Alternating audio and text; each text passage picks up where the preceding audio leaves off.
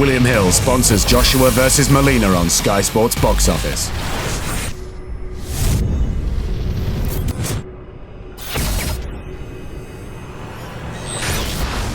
KUGAN Cassius here with the one and only Sugar Ray Leonard. First of all, how are you, sir? I'm doing fine as KUGAN. I've been here for a little over a week, and with meet and greets of the boxing fans here in the UK, and it's been absolutely fantastic. But one of these people in boxing, Ray, that doesn't seem to age one little bit. Well, you know, we say it's genetic, and it's about boxing. It's about you know, having fun in life and all those other qualities. But you know, I live a great life. I'm so blessed. I have a great son, well, sons, I should say. My beautiful daughter, Camille. Life is wonderful. Obviously, every time you come to the UK, there's a lot of love here for you. You have a massive fan base here. You have throughout the whole years, and people embrace you. You come to these events and people acknowledge what you've done for the sport. Well, you know, it's humbling because they receive me so well. The admiration and respect that they have for me is so touching, and I love it here. I've been coming here for many years, and I always look forward to coming back. Every time people see you, I'm assuming that they're saying the same things to you. They're still talking about Duran, they're still talking about Hearns, Hagler, Benitez. Do you ever get tired of hearing those names and talking about them fights after all these years? You know, KUGAN, those fights were more than special. They were significant. They were major fights, oppositions, competition, with the likes of Roberto Duran and Tommy Hearns, Marvelous Marvin Hagler. I mean, those fights were fights that made me who I am today. So, is it bring a little smile to you? Do you talk about it like it was yesterday? You know, it's been over 30-some years, and I mean, the Olympics was 40 years. I've been a fighter for 50 years, so does it seem like it's just around the corner? Not necessarily, but then again, it does, because it brings back memories when they bring it up. And to think that I've had nothing short of an illustrious boxing career, with fighting with some of the greatest fighters, and I mean greatest fighters in the world. The thing about boxing back in my time was that we didn't have to tell people that we were the best. We proved that by fighting the best. Boxing today, I don't know, some people seem to always compare it to 20 years ago, 30 years ago. The current state of boxing, in your opinion, I know you still follow what's going on.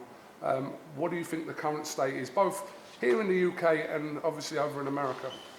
Well, the current state of boxing is that it's just not enough evenly matched fights. In other words, the point I'm trying to make is the fact that back in the day when Muhammad Ali fought Joe Frazier, you loved Ali, but you knew Joe Frazier could win the fight. Same thing with Tommy Hearns and Marvelous Marvin Hagler. You know, you may be a Hagler fan, you may be a Tommy Hearns fan, but you knew that at any given moment something could happen. With myself and Duran and Tommy Hearns and Hagler, you may favor Hagler, you may favor Duran, or you may favor me, but you know that at some point either guy can win. That was the beauty of boxing, the competition, the level of competition. I'm going to give you one instance now that you'll know about. You know, we're seeing a situation with Canelo-Golovkin and Canelo, where they seem to be, it seems to be the fight that everyone wants to see that we haven't seen yet, and we don't know whether we're going to see it. Would you agree with that?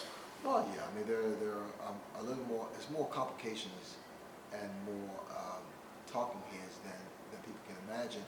The fact that fight there is a major fight that the public is highly anticipating happening, hopefully within the next year, the coming year, I should say.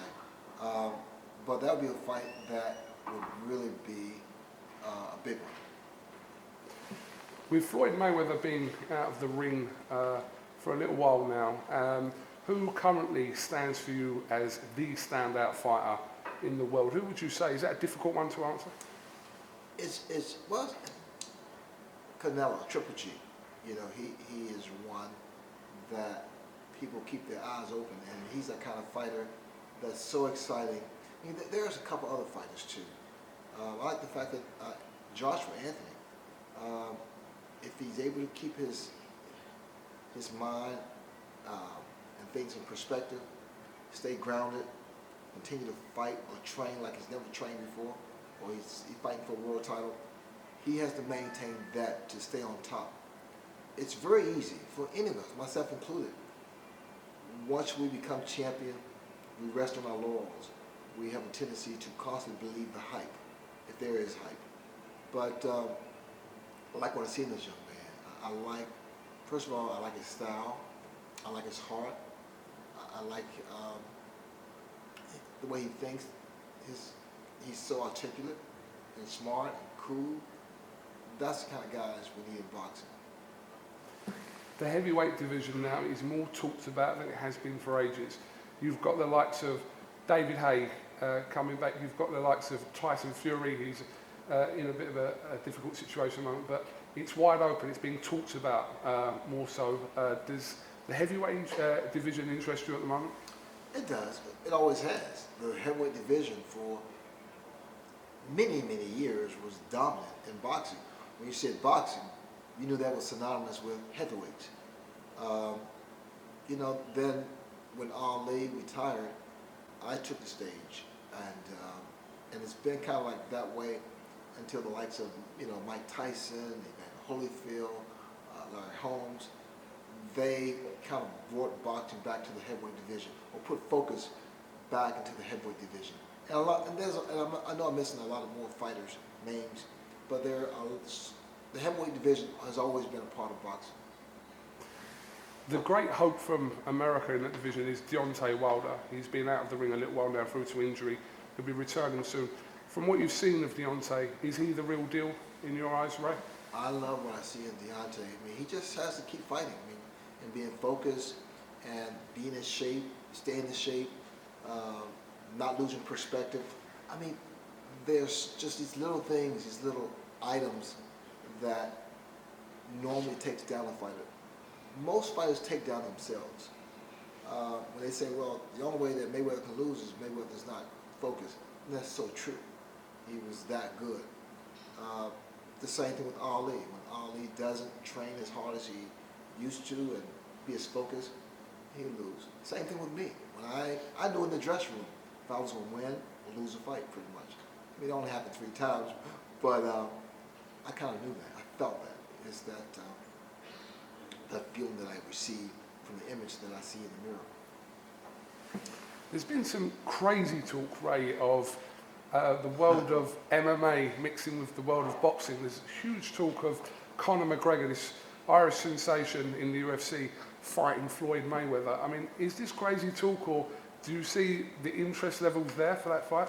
Well, there's always interest for something that is new or can't possibly happen, but that won't be the case. I mean, it sounds good, it sounds great, because Mayweather is a great fighter, and McGregor is he's the man. But there's 2 different sports.